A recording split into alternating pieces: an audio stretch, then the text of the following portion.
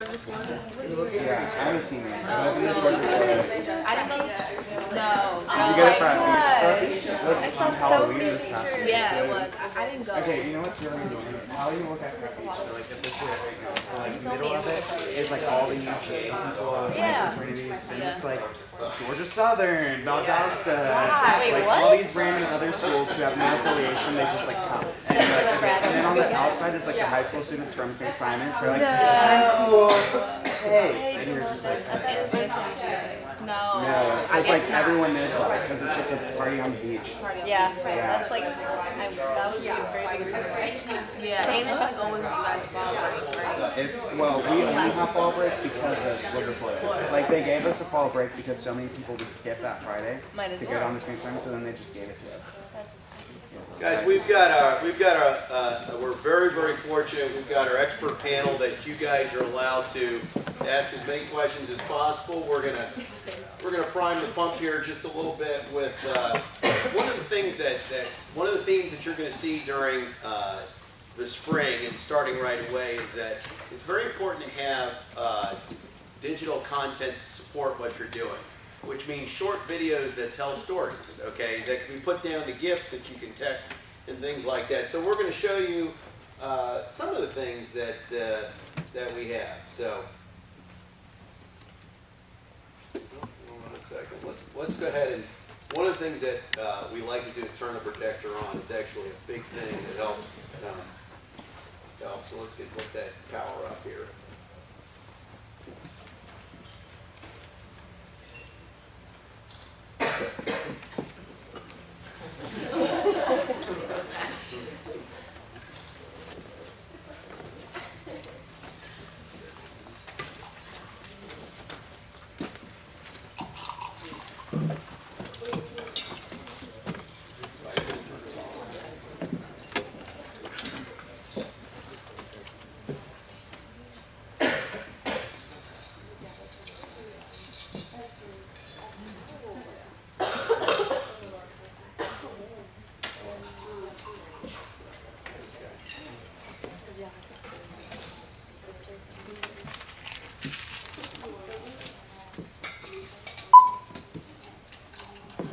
Welcome, Captionable!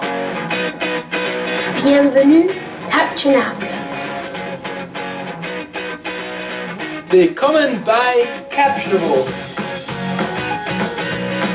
Welkom bij Captionable.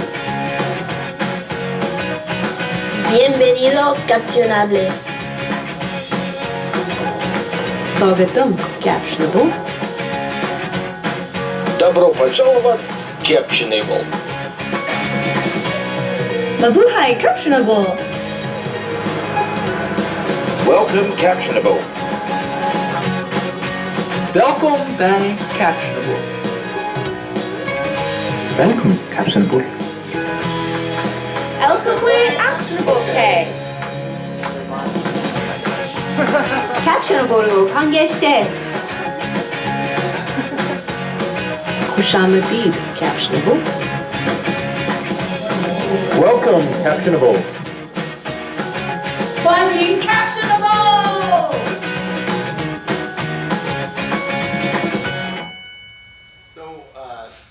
So one of you guys asked sort of about languages and language support. Obviously, we won't have the character set for all the languages out of the chute, but you know, our notion is that this is something that's inclusive worldwide, and so that's one of our bits that, you know, this is on our YouTube channel, and then something that you guys are going to be doing as part of your work.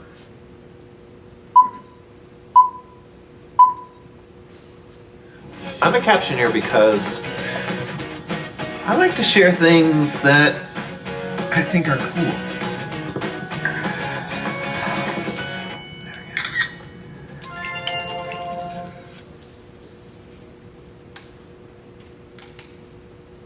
I'm a captioneer because I like to take pictures of things I find at thrift stores.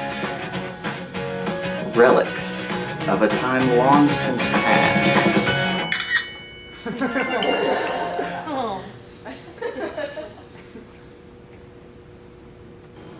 I'm a captioneer because I like taking pictures of people, places, and things.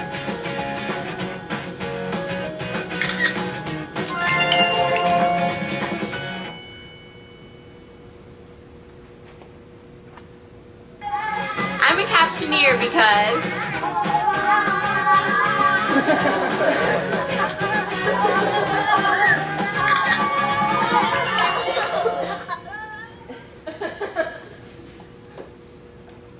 So those are a few things that now you guys, one of the things that you guys will all be doing is you're gonna create a little content, while you're an ambassador. So you just do a selfie like that. It creates a lot of excitement. You can send it to your friends. Charles will edit the movie and everything, so he kind of creates it. You guys don't have to do a lot of work. Just kind of keeps it fun. It keeps it real and it keeps it honest with what, why you're doing various things. So I think kind of keeping in the mode of staying authentic and the theme for the day. We're very, very fortunate to have a panel from all facets of the industry. The panel is here for you guys, okay? And it's for you guys to ask questions and, sort of what's out there, where are things going. So I'm going to make some introductions. You know Charles Reed, who's our Chief Technology Officer, or Chief Creative Officer. Laura Poffenberger. Laura is with CNN, heads up a lot of their digital work, which means really is code for how can I get digital, or how can I get CNN on mobile devices. It's a big thing, and it's a big area of operation. She's going to share it with us. Tom Daly is with Coca-Cola Company. He's the global head for digital content for the world. Okay, now Coke is a marketing company. All right, so they're on the leading edge of this kind of stuff. Steph Kramer Clark is with Tommy Hilfiger. She runs their social media properties globally. Okay, and a lot of people don't know this, but in Europe, Tommy Hilfiger's like Polo here. So it's a different type of brand than you might know it in the States. Danielle McDowell is in a similar role for Columbia Records. Okay, and she gave you guys a little bit of an introduction better than I could, but she is, basically when you have art and commerce intersecting, she's right in the middle of that, and honestly, that's a very exciting place to be. Todd Eichhorn is a very, very active recruiter for technology companies and technology-related companies throughout the Southeast.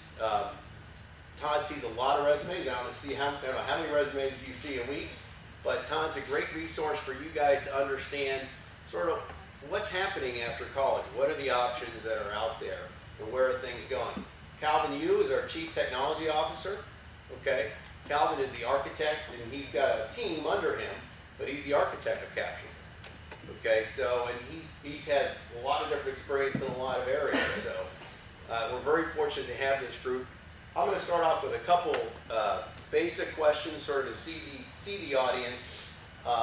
Danielle, I'll start with you. Could you share for the group sort of what kind of exciting campaigns have you seen out there in digital marketing?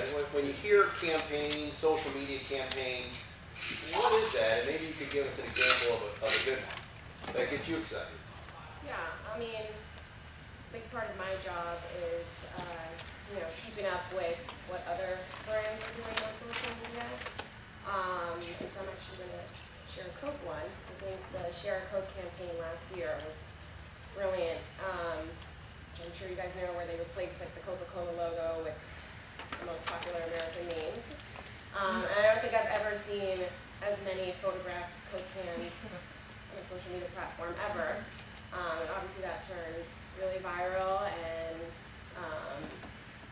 just thought that was a great way to kind of bridge the gap between physical and digital, which I think are always one of the best campaigns. Another one, I don't know how many of you guys watch the show Pretty Little Liars. I actually don't watch it myself, but I read that they had like an online sign-up form where you enter your phone number to get personalized messages from characters on the show and exclusive content. I thought that was a really smart way to, one, kind of collect phone numbers that most people usually don't want to hand over, and then reward those kind of hardcore fans with exclusive content from the show. So those are two examples that kind of were really interesting to me. Interesting. And Tom, you kind of have a very global view of what's happening. You know, these guys are sort of starting their careers, or they will be in the next couple of years. Maybe you could share maybe some thoughts of sort of how you became, you know, in your role, and sort of twists and turns or interesting things that maybe they can learn from. Sure. I said that the first thing that I would encourage anybody to, just kind of tell you is the requirement is passion. It is work, and you got to get up early in the morning, and you got to put in a lot of hours, and you have to do a lot of things that you're not necessarily would be the first thing that you would choose to do. The only thing that is going to get you through all of that, get you from Monday to Tuesday and Tuesday to Wednesday, and from the first month to the second month and the first year to the second year, is passion. Because if you're not interested in it, it doesn't really energize you and make you want to think about it all day long. It's going to be really hard to progress in a career. You have a job, you can make some money, but you may or may not be able to have the career that you aspire to do. So whatever it is, entrepreneurial thing like this, something different, something in the sciences, something in the arts, you really have to have passion. I think the other thing that I would tell you is that understand your craft, right? Study it, you know it, you need to be the expert in the room. There's a saying out there among consultants and the like that, people just want to know what time it is. They don't want to know how to make the watch, they just want to know what time it is. I would tell you, if you're going to be successful in whatever career you choose, you need to know how to make the watch. You have to understand the pieces and the parts. You have to understand where you can make improvements. You need to be able to explain to somebody why that watch is working, or maybe just what time it is.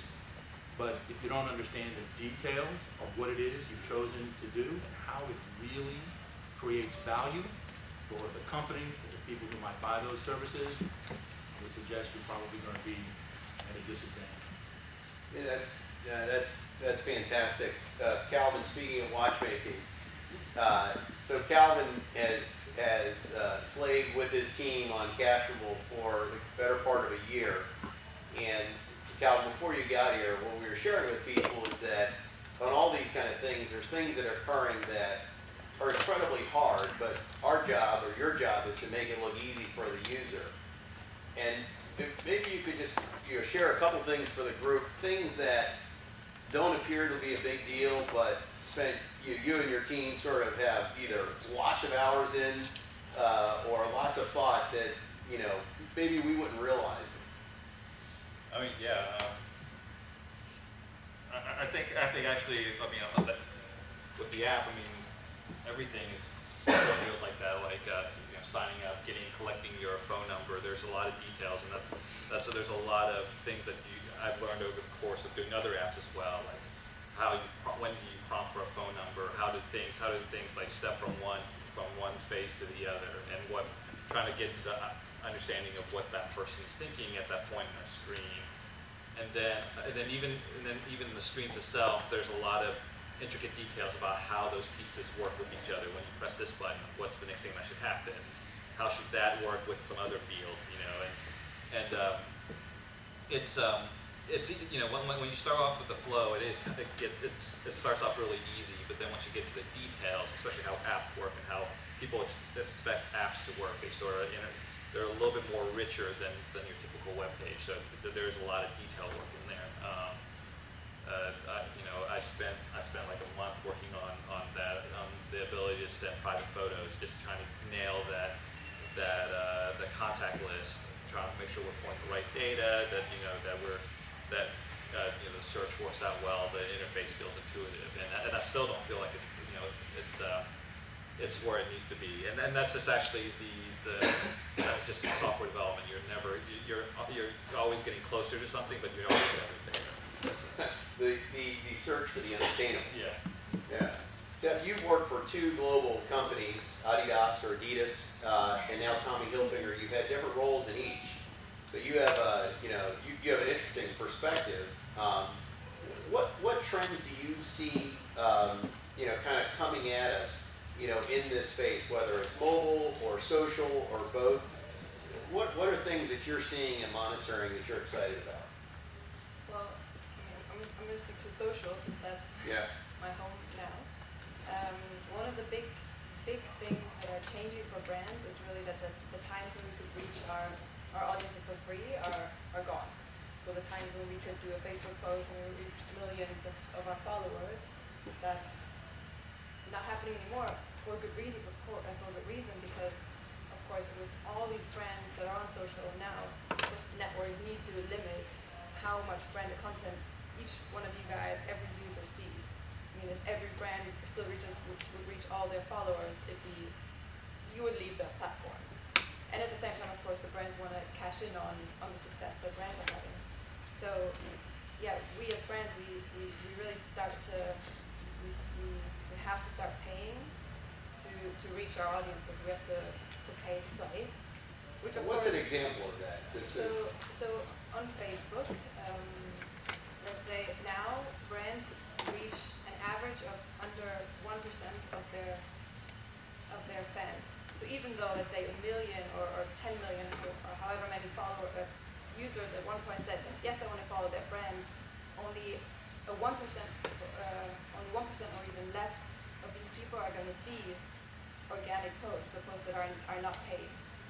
So what the networks are doing, they're forcing brands to put money behind their content so that it is being pushed out to their audience again, which of course sucks. We don't want to, we're used to being able to do that for free, now we have to pay, but at the same time it comes with a great opportunity because social media advertising is becoming more and more intelligent, and it's really becoming one of the, I would say, and maybe you guys disagree, but I think social media advertising is one of the most intelligent ones these days because we can really see, not only who do we want to target with the message, when do we want to target them, where do we want to target them, do we want to target them on their iPhone or on their PC. We can really put together such smart connection planning and in order to reach the right people at the right moment that it's actually becoming, it's a big opportunity. But of course it also means that we need to change our ways of it. We need to not only focus on creating killer content, but we need to have a killer distribution strategy behind it. Interesting. To make sure it's being seen by the right people. So that's definitely a major development that has been going on, but that we're going to see even more. Todd, you essentially recruit and help folks here when they get 2 years from now into some of these vocations. What either trends are you seeing, or maybe more specifically things that if we're in college now, things that we could be doing to help us stand out in some way, once we're talking to folks like you and trying to get the right place in the industry. Sure.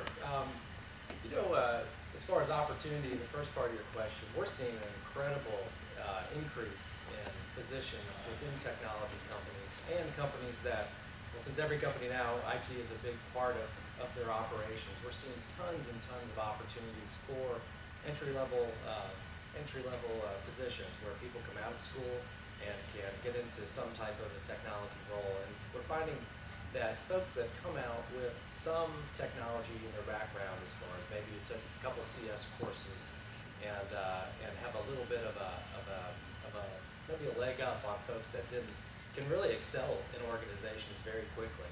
Not everyone has to be a developer or a coder, but those that have some idea of how software development lifecycle comes together can really excel in organizations. There's a huge opportunity out there.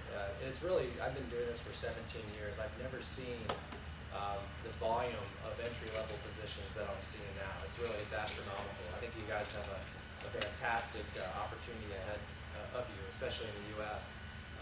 Because just the volume of development and projects surrounding technology are just astronomical. But the truth is, you have to be passionate about it. And as Tom said, and as Chris said earlier, really have to be true to yourself. If that's something that you really want to pursue, go for it, because the jobs are definitely there when you finish up. Laura, speaking of big projects, you just had a baby. Yes. By that I mean a pretty big launch for CNN Digital. Maybe you could just give people a little snippet of what you did and sort of what it takes to do that. Absolutely. And then I want to remember to come back to a couple of things that Tom and Todd said that are just selfish recently launched a new product called CNN Go. The idea is that while you've been able to stream CNN on your phone and your iPad for a few years now, we've brought it together with unprecedented control over what you're watching because I think part of my job as product strategy for CNN is to really figure out ways that we can leverage assets that we have in new ways. And one of the things that really bothered me was how much people in the industry seem to think that everybody wants to watch TV on their iPad the same way they watch it at home. And I think there's a big disconnect here between how we present information, how we allow control, and how we do it in those different contexts. So I think that's a huge evolution, is really understanding where people are, what they're doing when they're on a mobile device and consuming news, entertainment, sports. So for CNN Go, one of the most critical features that we added was the ability to just tap or click to watch any program during the day. You can click to any particular news segment that's aired in the last 48 hours and watch just that. Because you probably, when you tune into a channel, you probably don't really care exactly what's on right now. You might watch that for a minute and be like, okay, on to something else. If you watch CNN, your parents might watch it. You know that we cover a lot of the same stories throughout the day because people tune in for a short period of time and we want to try to educate them on what's important right now. But that also leads to, you cover the same 5 to 10 stories throughout the day and there's new information, etc. But with CNN Go, you basically can tune in when you want, watch the news that you're interested in, and then go about your day.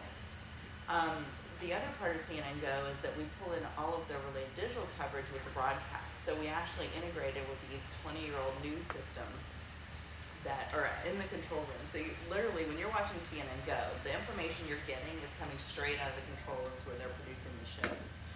And we link together, there are editorial producers, a lot of them, the assistant producers, they're fresh out of college, so this is a job that you can be looking at. But they basically, their job is to put an editorial eye on what's happening right now on the broadcast channel and bring together all the related digital coverage. So the big use case for this is you see that we're just broken out in a certain part of the world, and you're like, wait a minute, why are they fighting again?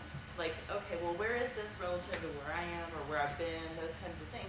You can click through interactive maps. You can read more about the story. One of my colleagues in editorial grew up in Iran, and, fighting broke out in Egypt, and she and her husband were looking at it, like, why are they fighting again? So they pulled up the map, and they were looking at this part. It turns out this whole war, you think, oh, it's got to be some holy war or something crazy. It was actually about public parks and how the government was instituting the land for public parks. You kind of go, oh my God, that is not what I expected to happen. So it really allows you to educate yourself, to go deeper into a story when you want to, and you're just leveraging the traditional broadcast to do it. So we're really excited about that. I'm curious if you guys haven't done that. I think our demographic tends to be a bit older, your parents, grandparents.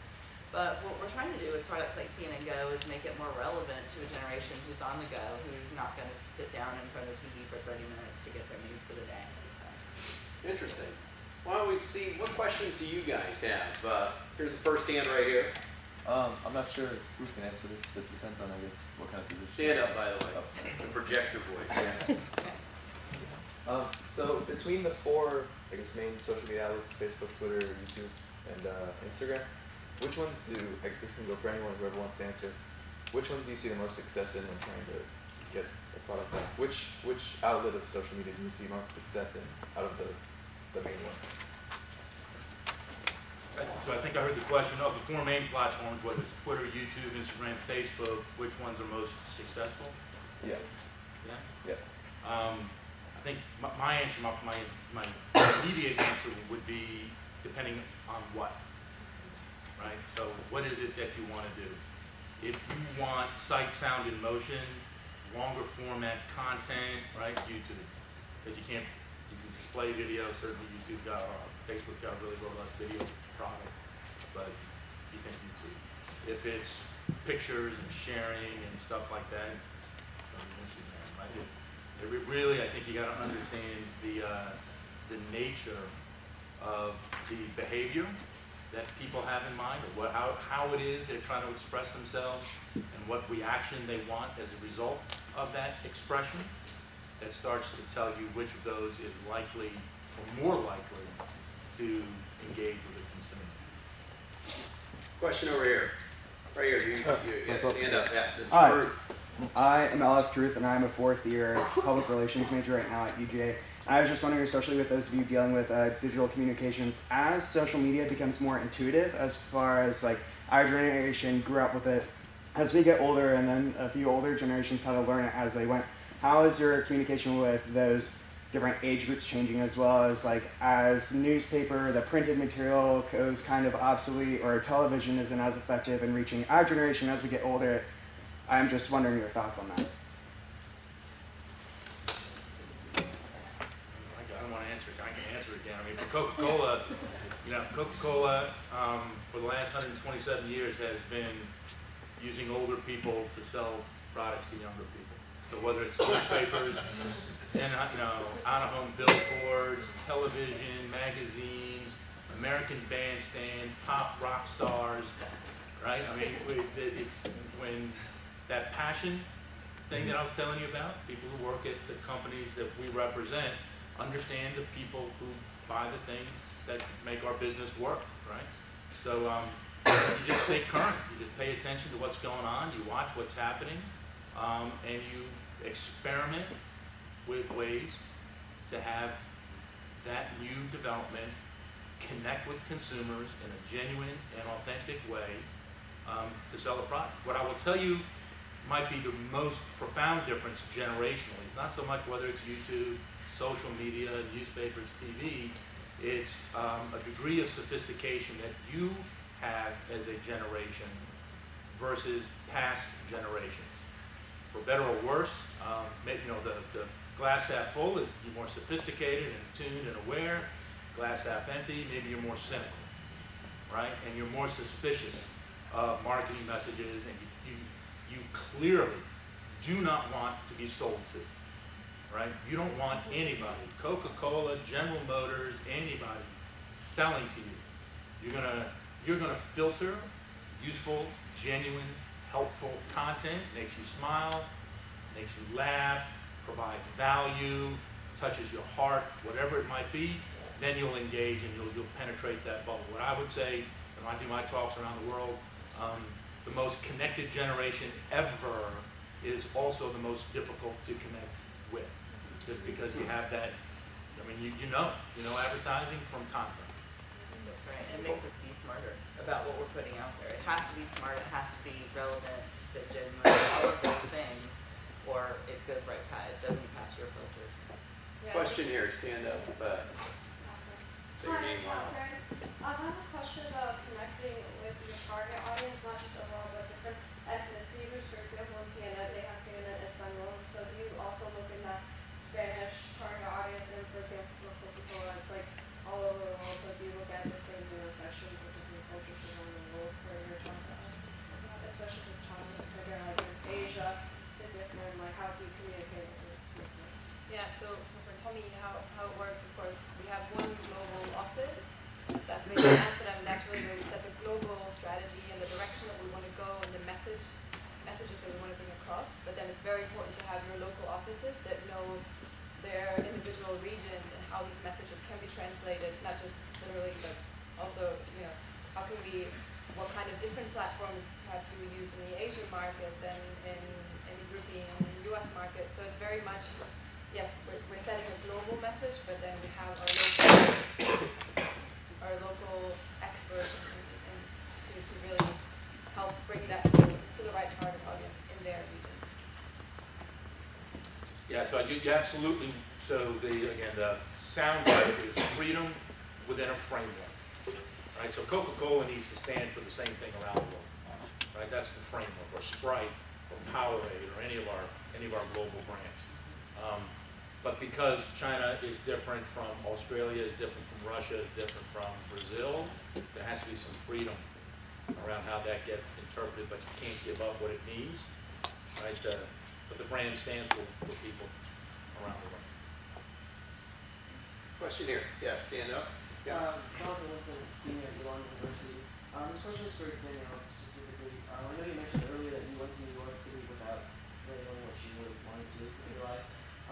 As someone who's graduating in May and actually going to New York for a couple of weeks to look for a job, what advice would you have for someone who's knocking on the door and saying what other she is doing? you know, I kind of knew from college that I wanted to work in the music industry, so I, you know, I had my mind kind of set on that. So that made it a little easier to focus in, but it was just about seeing who the big players were in New York and being really aggressive in reaching out. I did cold calling, you know, things that you don't think maybe to do now. But those things do work, and I will say, especially in the music industry, internships are super helpful. I know at Columbia Records we hire an astronomical amount of our interns, and so, you know, whether you're getting in throughout the school year, or you're doing like a summer program, I would definitely suggest that you start looking for some internships just as a way to get your foot in the door, and then it's much easier from there. At the risk of like speaking too much, what I always tell people is, what if you had $100 in your pocket, what would you buy it? Like, what's the thing you would use your discretionary income to buy? That's the company you want to go talk to. Because that's the guy you say, look, I only had $100, right? Got to pay for food, got to pay for a place to live. But the thing that I could spend my own personal money on, right? That kind of starts speaking to the thing you're passionate about, and the thing that you care about, and the thing that you're willing to work as hard as you possibly can for, and find that company. Yeah, let me reiterate.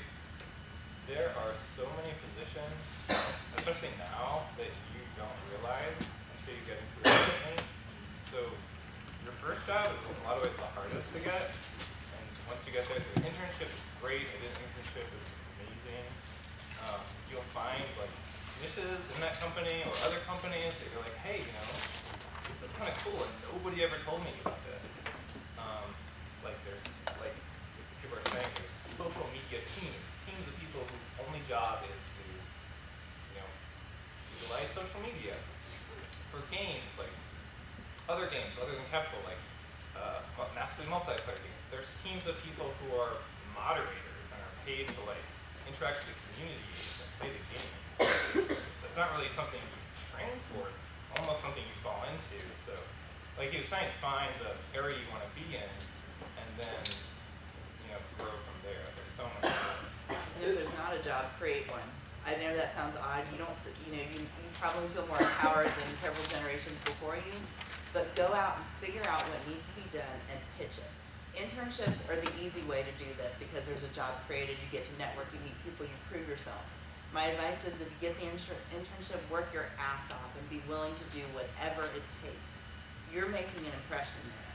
And with what your coworkers think of you, if you can make yourself indispensable, figure out what needs to be done, see a problem, propose a way to fix it.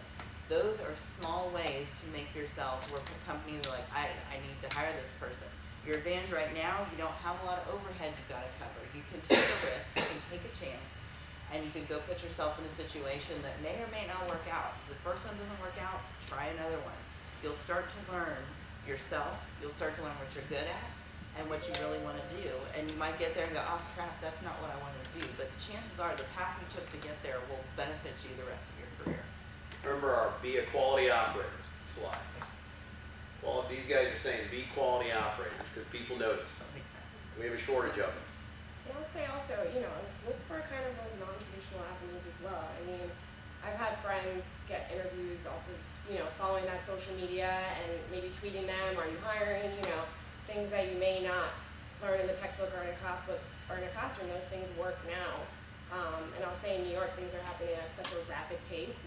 So if you're out there kind of meeting people and you impress somebody, you know, it could be as simple as that. Not saying it always is, but I think it's about putting yourself out there and doing everything. You know. Funniest example I ever heard on that in that sort of vein was, you know, the Insight. There's a creative guy wanted to get into the advertising business, right? And the senior executive creative people at ad agencies are known to have a pretty healthy ego, right? And they do a lot of Googling of their own name. So a guy who wanted to get in bought a paid ad associated with the creative director's name. So let's say it was me. So, hey, Tom Daly, what are they writing about me? There was a little paid ad that said, hey, I'm looking for a job. So I said, well, that's clever. Right? I don't know if that's always going to work, but that sort of idea, just to be in it, right? Just kind of have fun with it. That's great. What else, guy? Stand up. Good morning, I'm Nan, and my question was, to what extent does current events affect your business marketing strategies. For example, I know CNN was going to launch something with Freedom Project and students trying to be a part of it, but the Charlie Hebdo attacks came and CNN promoted that. So what are your strategies and how much can some kind of effects affect your previous strategies too? Ours is probably the case, you know, the poster child for that, because when there are times when we're not reporting something that's of global, you know, awareness, we love promoting those good things. Freedom Project. There are so many things that, you know, I'm bragging on the company, but the reason that I was inspired to join CNN is because I feel like it is one of the few last independent news agencies. And they are so, I mean, we studied our audience extensively, and what we learned is that people who join with us and the news, they become hopeless after they watch a certain hour. Seriously, like, you're just like, oh my God, the world's awful. And so our goal is to try to intersperse that with things of, you know what, we can change it. Knowing about it is the responsible thing. Now get organized and figure out what we're going to do to help and change it. So that said, we're interspersing that whenever we don't have something of major news coverage, and my hope is they'll jump right back into the promotions as things quiet down, and something else will disrupt it, but that's just the nature of what we do. It happens. You have to flow with it. And I think you would probably look at it and go, what the hell if we preempted, you know, we didn't do as much coverage of a certain topic that was of global importance to say, oh yeah, here, come to our website and come check this out. You know, it would feel like promoting, even though it's an altruistic concept. It would probably feel a little altruistic. So you have to move with what's happening in the world. You have to respond to what your audience is doing, and we do that a lot. For CNN, we look at what our users are consuming, and we change our strategy around that. Of course, we're going to report all of the important news, but we might put up a little more, we might produce a little extra content if we find people that are exceptionally interested in it. And I think that applies for things that all of this panel does, is you're responding to what your audience wants from you. And if you're not doing that, you're going to get left behind. So I think that's just a matter of, hey, something big's going to come up. You have to be able, any of us all on this table, have to be able to look at, hey, I just came up with this amazing campaign and strategy, and it has all these facets, and I came up with all these 12 points that we're going to do, and you have to be willing to recognize that, you know what, points 1 through 10 are fine, but they're basically crap when you look at the response people are having to these other two, and you have to be willing to put them aside and jump on them and put everything in those two and see it through. And I think that's just being responsive to your audience, to your fans. Next, right here. Hey, my name's Jenna Jones, and I work at a really small social media company, and we do a lot of like paid ads on Facebook for small restaurants and stuff. We'll put like $5 maybe on an interactive post or $40 on a deal post. I was just curious how much y'all spend on like big brand like Facebook ads.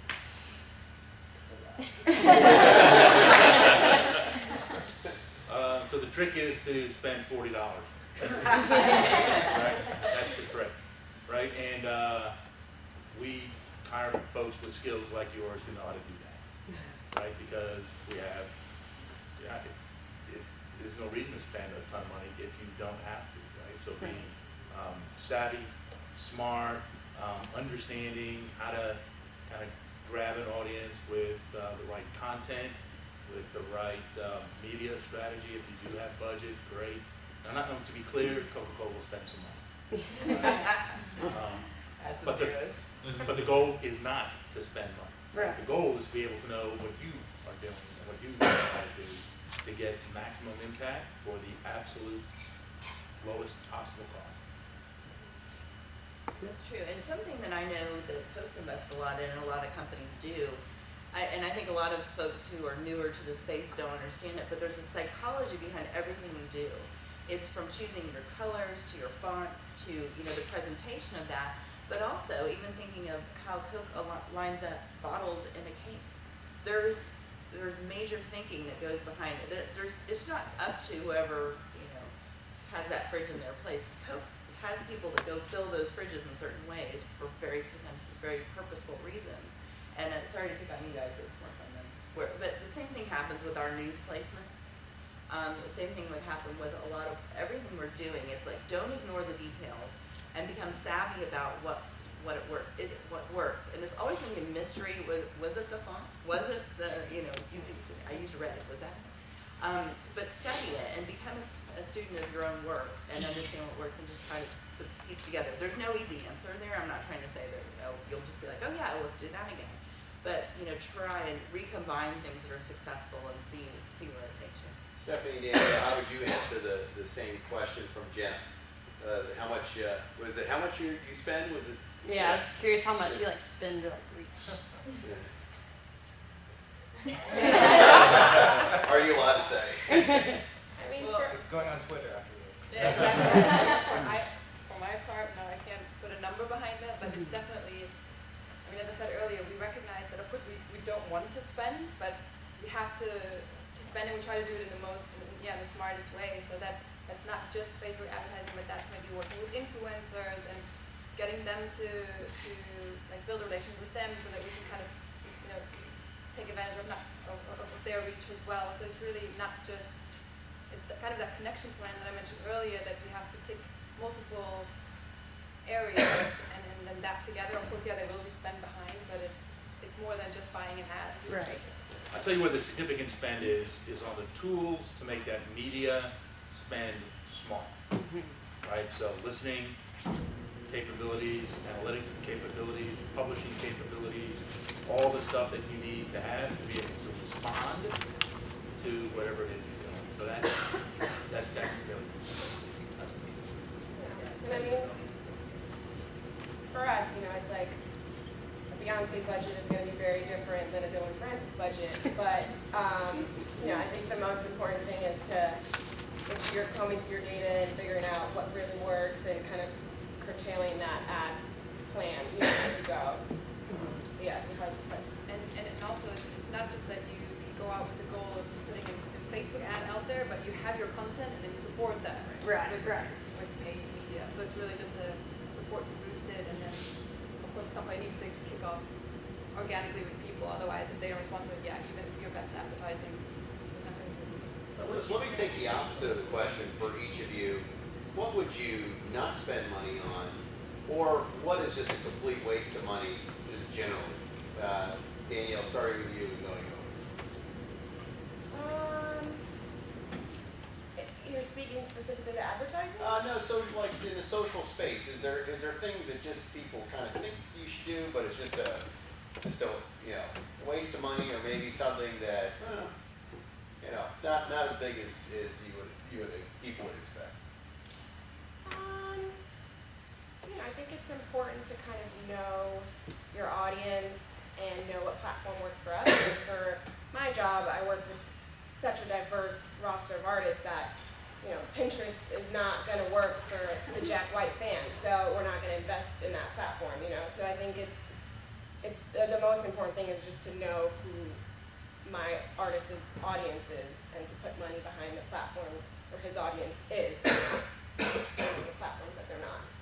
Okay, Steph? I would say two things that I don't like putting any money behind. One is like a straight, working with influencers, I mentioned a couple of times, it's a straight, here we'll give you X amount of money and you do 2 posts. That I don't like doing because everyone can feel that it's not very authentic when celebrities do it. All of a sudden they talk about this brand twice and then never again.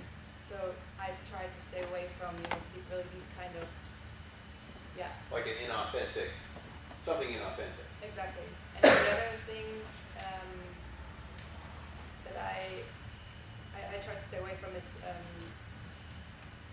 like buying fans in a way to simply put a fan acquisition ad out there. I mean, at some point you might need it at the beginning when you're a small business and you need to start growing. But I always try to grow fan bases based on your content. Based on our content, pushing that out to be seen by more people and therefore get more people to come back to your page and follow you or to like you. But I wouldn't straight out just put, let's say, fan acquisition ads. Those are 2 examples that they're not always, we can't always avoid them, but I try to. Tom? So I'll answer indirectly. So I bet maybe a way to think about it is we have a very loose investment model. 70, 20, 10, right? 70%, roughly, conceptually, 70% into the things that you know work, right? So there are a lot of tactics out there that you know are going to work. So a few buzzwords, organic search optimization, so that whatever you're doing shows up on Google. Paid search works. Community management works, right? No doubt about it. 20% of the resources you have to make the things that you know work better, right? So how do you get more productivity, more efficiency, slightly better performance out of the stuff that you know is working? So it's always fine-tuning the engine.